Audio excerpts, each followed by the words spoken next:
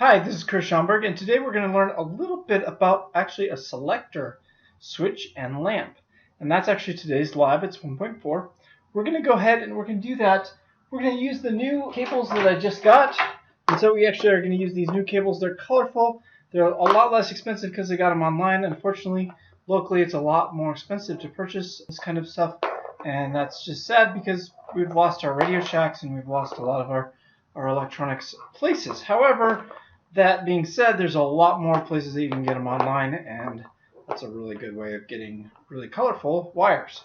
So what we're going to do is we're going to go ahead, we're going to use the selector switch and the lamp. In this case, you're going to see an assembly drawing on the left-hand side, and that is actually, I'm drawing it in color so that we can actually see this. This actually is one that I would prefer if you are going to do something like this, especially on Tinkercad or something like that, that you use color, or you use color-coded wires so that you can see that there is actual drop in the voltage. Now let's go ahead, and on the right hand side you're going to see the symbol schematic, and that's basically the same type of thing. You should be able to go between one or the other and be able to make it from either one. So that's something, again, on the practicum you need to be able to do, either build from a symbolic schematic or from an assembly drawing, one or the other or both. Okay, so be able to do both is kind of the goal for me and for you guys. So what we're going to do is we're going to actually take a black wire, okay, we're going to take a red wire. In this case, I'm going to do a green. It's very similar to what we did before. In this case, it's a selector switch instead of a lamp switch. So the selector switch is this one right here, and it's really kind of interesting. It's a little like the ignition on your car, and so that's one that we want to actually learn how to use. So we're going to go ahead and we're going to hook it up. So to start out with, we're going to go ahead, we're going to hook up from the negative path, right, the negative electron flow. So we're going to go from the ground right here, and we're going to then go into the lamp, okay? And so we're going to go from the ground to the lamp. Now typically I actually would hook it into the other side of the lamp, but in this case, because it's going to be easier, the selector switch is right here, it's going to be easier to go from here to here.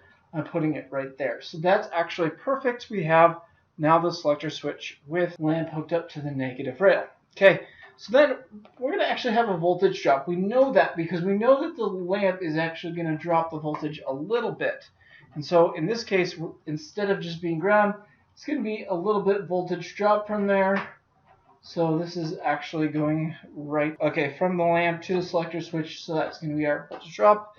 And then we're going to actually have a red one. So our red one right here is going to go from the selector switch right here, okay, and then to the 12 volts. Okay, so we have 12 volts then DC voltage coming in. And so basically it depends if you fall from the negative electron flow. So if we go from the negative electron flow, we're going to go from the ground all the way around to here. Then we're going to go from the other side of the lamp all the way to the selector switch, and then from the selector switch to the positive 12 volts. Now I was actually taught the positive flow, so I always was taught the opposite, which is basically just that you go from the positive 12 is coming in, then it's going to go here, then it's going to be a voltage. We're going to have a little bit of a drop here, and then we're going to have a drop from here to ground, and then that's going to be to ground.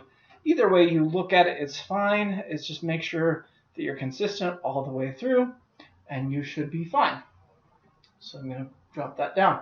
Okay, so let's go ahead, let's power it up. So this again is coming from solar from my roof.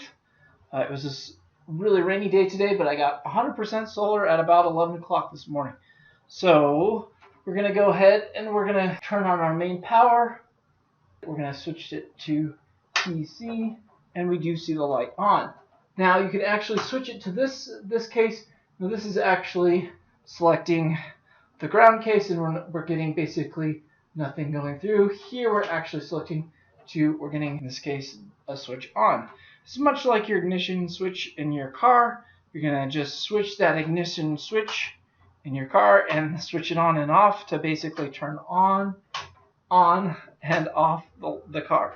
Very similar to just a regular switch, or the switch here that we have, a toggle switch. These are used in your refrigerators. They're also used all over, especially in radios and all kinds of things like that. So they're kind of a fun switch too. So it's very similar to that switch in that sense. And so in this case, we can go ahead, we can turn this off. We can turn this power off. We can take the primary power off. And then we can go ahead and take the solar power off. Okay, so you have learned how to actually use a selector switch and a lamp. The one thing I will say is the symbolic symbol for the selector switch is actually, it looks a little different than others, and so just keep that in mind. It looks kind of like a push button switch and then like a switch from the knife switch. So it's kind of combining the two symbolic symbols, and that's what you have. You have the selector switch. Alright, I hope you continue to watch these videos, and I hope you continue to learn more about electronics, to grow and discover more about electronics in this course.